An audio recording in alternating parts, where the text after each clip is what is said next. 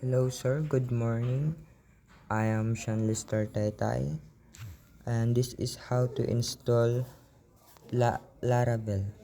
First step, make sure na mayroon ng SAMP yung laptop po.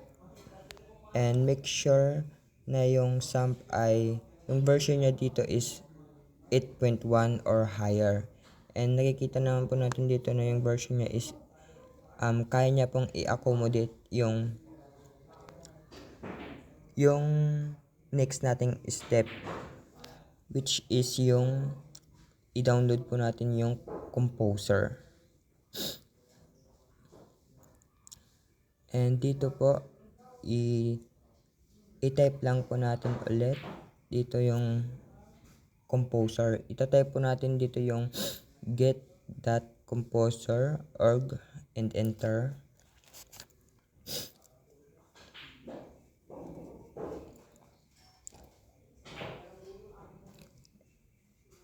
And click natin yung downloads. The MVC architecture.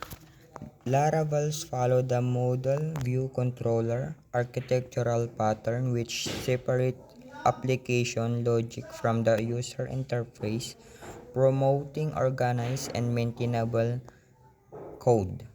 In other words, yung MVC is tinutulungan niya tayo na ma-organize yung code sa pamamagitan ng pag-separate ng concerns at para mas ma-manage and ma-maintain natin yung application.